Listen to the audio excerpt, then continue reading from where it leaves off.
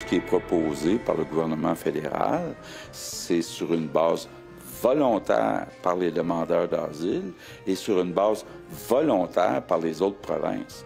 Nous, ce qu'on veut, là, c'est que la moitié des demandeurs d'asile qui sont actuellement au Québec qui soient transférés dans d'autres provinces. Puis c'est la responsabilité du fédéral, donc ils peuvent s'inspirer de la France. François Legault continue de durcir son discours sur l'immigration. Il a laissé entendre que la moitié des 160 000 demandeurs d'asile pourraient être forcés de déménager ailleurs au pays pour mieux répartir les demandeurs d'asile au Canada. Et hier, il disait aussi être inspiré par la France, où il se trouve en ce moment. Et ces zones d'attente, ce sont des espaces qui servent à détenir en quelque sorte les demandeurs d'asile le temps que l'État étudie leur dossier. Le Québec accueille pas moins de 40 des demandeurs d'asile au pays. Il y en a 400 000 au Canada. Alors, Karima, François Legault qui veut que la moitié des demandeurs d'asile soient transférés obligatoirement. Et je dis le mot, je le souligne parce que c'est ça l'intention aujourd'hui du premier ministre Legault, c'est vraiment d'appuyer là-dessus. Transfert obligatoire de la moitié des demandeurs d'asile qui arrivent au Québec dans les autres provinces. Votre réaction, Karima, d'abord? Bien, c'est que quand il dit obligatoirement, c'est sûr qu'il y a des enjeux en ce moment de quelle façon il veut faire ça, donc sur la technique. Sur le fond, il pose un vrai diagnostic. Écoutez, à titre de comparaison, je regardais les chiffres juste pour la France, parce qu'il s'inspire de la France, juste pour vous dire à quel point les chiffres sont vertigineux quand même au Québec par rapport à la France. Population de la France, 68 millions à peu près d'habitants. Je regardais les chiffres pour les demandeurs d'asile pour 2023.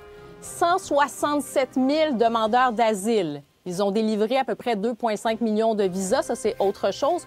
Mais juste pour les demandeurs d'asile comme tels, ce qui a été chiffré, c'est 167 000. Je vous parle pour la France.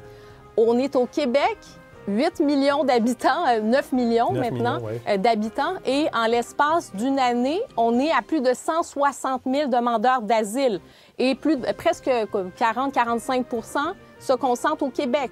Donc, la répartition, c'est pas juste une espèce de lubie, ça devient aussi un enjeu qui est très important. Et la question de la répartition des demandeurs d'asile, ça se fait en Europe. Il y a eu un pacte asile et migration avec les différents pays européens pour soulager, par exemple, l'Italie, la Grèce, qui reçoivent beaucoup de demandeurs d'asile, des migrants aussi qui arrivent par bateau, par la Méditerranée, chose qui est différente au Canada et au Québec. Mais tout ça pour dire que le mécanisme de répartition, il y a des pays qui l'ont signé pour répartir les demandeurs d'asile à travers l'Europe, à travers les différents pays.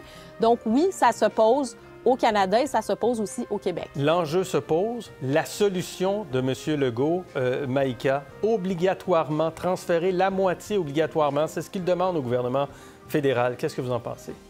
Bien, je pense que Karima a un bon point, c'est-à-dire il y a deux débats. Il y a le débat sur est-ce que le Québec fait sa part en ce qui a trait à l'accueil des demandeurs d'asile? Tout à fait, plus que sa part.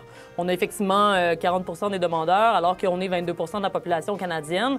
L'autre débat, c'est le Québec propose de faire une méthode coercitive, d'envoyer les gens sans leur consentement dans d'autres provinces et, par ailleurs, sans le consentement des provinces non plus. Et de l'autre côté, le Canada dit non, on doit avoir un programme avec un consentement éclairé, une relocalisation volontaire. Selon le gouvernement fédéral, ça permettrait de relocaliser l'entièreté des gens qui sont au-delà du 22 de la population, donc pour qu'on accueille seulement notre poids démographique, selon notre poids démographique. Mais je pense que le point est intéressant parce que c'est vraiment... Si on parlait des travailleurs temporaires, par exemple, ou des migrants économiques comme mon père l'a été, on peut dire à l'entrée, vous avez des visas, vous avez des ententes, vous devez aller dans tel ou tel endroit, sinon vous n'entrez pas. Ça, c'est quelque chose. Mais les demandeurs d'asile, on a signé des traités en droit international qui fait qu'une fois qu'ils sont sur le territoire, bien, c'est là où ça devient coercitif. Oui, mais le Québec fait partie du Canada, donc si vous me dites que le Québec refuserait de signer les ententes en termes de droit international sur l'asile, c'est pas ça que je dis, mais je fais juste poser la question, Maïka. À partir du moment où c'est le Canada, donc un demandeur d'asile qui met le pied dans n'importe quelle province, il met le pied au Canada. Donc, est-ce qu'il y aurait une prise là-dessus pour dire, il met le pied au Canada, on va lui demander de rester au Canada, d'aller vivre au Canada le temps nécessaire comme demandeur d'asile, que son dossier soit traité, mais que ça se passe là où on est capable d'accueillir la personne? Mais le problème, c'est que c'est même pas faisable en ce moment. Là, les experts en droit international disent que ce n'est pas faisable en ce moment-là. On n'a pas de traité comme celui dont Karima parlait en France, en Europe. On ne peut pas physiquement forcer les gens s'ils disent non. Ce serait vraiment... Ces gens-là n'ont pas commis de crime. Là. On n'a pas de législation qui permet de déplacer physiquement des gens. Puis souvent, les demandeurs d'asile arrivent à un endroit où il y a déjà de la famille, ils parlent le français, ils ont des connexions. C'est rare que tu arrives à un endroit vraiment là, en ne sachant pas du tout où tu arrives. Finalement, s'ils voulaient aller à Toronto, ils iraient à Toronto. Émilie, vous en pensez quoi? Parce qu'il y a cette question du transfert des demandeurs d'asile qui arrivent au Québec, mais il y a également l'inspiration de la France, c'est aussi ce qu'on appelle ces zones d'attente, des espaces où il y a des services pour les demandeurs d'asile en attendant que leur dossier soit traité. Bien, cette comparaison avec la France, il faut faire attention pour une chose. La France est un État unitaire et ici, on est une fédération. Hein, donc ça, c'est une grosse différence. La France a peut-être plus de juridiction aussi sur ses territoires, là, mais ici, c'est une fédération, ce sont des provinces, c'est plus dur. Là. Ce sont des entités techniquement qui ont leur propre pouvoir dans leur champ de compétences et tout ça. Bon, quant à la zone d'attente, elle est critiquée même en France. Il faut faire attention parce qu'on nuit à ce qu'on appelle la liberté de circulation assez fondamentale là, de ces gens-là. Donc, on leur dit, vous restez là. Donc, ils ne sont pas prisonniers, mais presque là, dans le sens où ils n'ont plus de libre circulation sur le territoire. Donc, en vertu des chartes, en vertu des conventions, ça peut poser problème. Il faut être prudent. Encore là, on n'a pas signé, comme la France le fait avec le reste de l'Europe, on n'a pas de traité. Là. Donc, il faut être prudent par rapport à la législation ici de ce qui peut s'appliquer au Québec. Et on est aussi traditionnellement une terre d'accueil. Et là, l'autre chose aussi qu'il faut regarder, là, oui, on accueille 45 %, mais il y en a un bon nombre également qui quittent vers l'Ontario notamment. Et ça, ces chiffres-là, souvent, on les perd à travers les combats. C'est très politisé, cet enjeu. Entre Legault, entre Trudeau, tout est dans le détail là, des chiffres et des notes de bas de page. Mais il faut faire attention parce qu'il n'y a pas forcément 45 % qui restent. Je vais vous faire réagir, Karima, dans un instant, mais je veux juste entendre Guillaume Clich-Rivard de Québec solidaire, Marc Miller du gouvernement fédéral là-dessus. Ça veut dire quoi, ça, si on dit qu'on va forcer ou obliger du monde à sortir? Moi, je vais le laisser définir, mais comment qu'on fait ça? On va forcer du monde à rentrer dans un autobus? S'ils veulent pas partir, là, si on n'a pas d'incitatif, si on n'est pas volontaire, puis comment on va les choisir? Qui reste, qui part?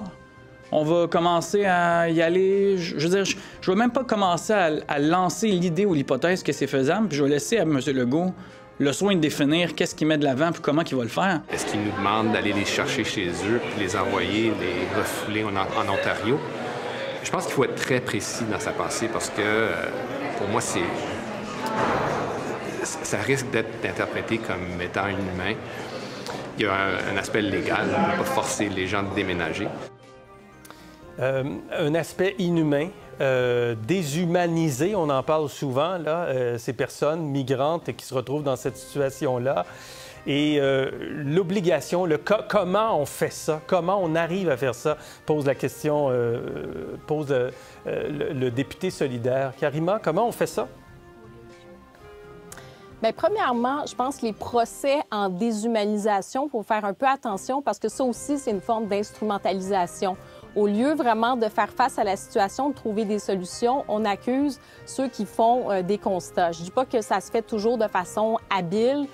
Des fois, il y a j'allais dire, ça peut être maladroit ou on ne sait pas trop comment aborder ces questions-là parce qu'effectivement, on traite d'enjeux qui concernent des êtres humains, qui ont des vécus. Cela étant dit, ce fameux procès-là, moi, ça me fatigue et je trouve que les gens ont moins besoin de recevoir des leçons de morale. Et d'ailleurs, je crois que c'est Mark Miller qui disait qu'il trouvait ça malaisant. Moi, ce que je trouve très malaisant, c'est de contribuer à créer des problèmes et de ne pas contribuer à trouver des solutions. Je m'explique. La situation, par exemple, si on regarde au cours des dernières années, pourquoi on arrive en ce moment à cette situation de gestion qui est assez calamiteuse du côté du fédéral. Ça a commencé notamment avec pas commencé, mais disons qu'avec le chemin Roxham, il y avait un vrai enjeu. Et ensuite, on a fait à croire que, bon, oui, on règle la situation parce que les gens peuvent déposer leur demande d'asile aux aéroports. Ce qui se passe aussi, c'est qu'il y a beaucoup de personnes qui font des demandes d'asile qui arrivent avec des visas de touristes. Chose avant qui n'était pas nécessairement le cas. Donc, il y a des visas de touristes. On a réglé un petit peu la situation pour la question des visas mexicains, mais ce n'est pas nécessairement le cas pour d'autres situations. Donc, oui, il y a des personnes qui arrivent en situation de détresse, mais il y a d'autres personnes, ce n'est pas toutes des personnes qui arrivent d'Afghanistan ou des pays en guerre. Il y a aussi des questions de migration économique, mais on fait une demande d'asile. Alors, il faut faire attention quand même à tout ça et surtout à ces fameux procès où on fait en sorte de dire que les gens ont de mauvaises intentions. Je ne pense pas que M. Legault a des problèmes de mauvaises intentions à l'égard de ça. Il soulève un problème, puis il aurait envie que tout le monde collabore pour essayer de trouver des solutions. Réaction, Maïka. Ah, ben j'allais dire, c'est un peu tendancieux d'utiliser ces chiffres-là parce que de dire il y a des demandeurs d'asile qui, en fond, migrent de manière économique. Il y a des gens qui sont dans une détresse économique qui vont migrer, mais là, on parle des gens qui vont rester sur le territoire parce que s'ils n'obtiennent pas leur statut de réfugié, puis c'est très difficile d'avoir un statut de réfugié là, au Canada et un peu partout dans le monde, s'ils n'obtiennent pas, bien, ils sont automatiquement mis en dehors du territoire. Donc, je ne sais pas à quel point les chiffres prennent en compte le fait que les gens... Bien, si... Bon, après... On peut faire des analyses ou des amalgames, mais moi, je pense que si les chiffres ne comptent pas que d'amalgame, c'est vous qui en faites des amalgames. Je ne fais pas d'amalgame. Précisez, Maïka, votre pensée. Là. Je veux dire, si finalement les chiffres, je pense, devraient compter seulement les demandeurs d'asile qui restent sur le territoire, parce que sinon, c'est pas des gens qu'on va avoir, on va pas avoir à s'occuper de ces gens-là durant 10-20 ans. Donc, je pense que les chiffres ne concernent que ceux qui vont finalement avoir le statut et rester ici. OK. On s'arrête là-dessus. Merci beaucoup. Ah, Émilie, vous vouliez ajouter un mot. Je ne voulais pas vous oublier. Oui, si ultimement on est en train de parler de ça aujourd'hui, c'est parce que les deux gouvernements se battent sur la place publique avec ça au lieu de négocier et de régler les choses comme il se doit rapidement en privé. Et c'est à cause de ça qu'on a ce débat-là aujourd'hui. Moi, je déplore le fait qu'on politise beaucoup trop ça depuis quelque temps entre les deux paliers de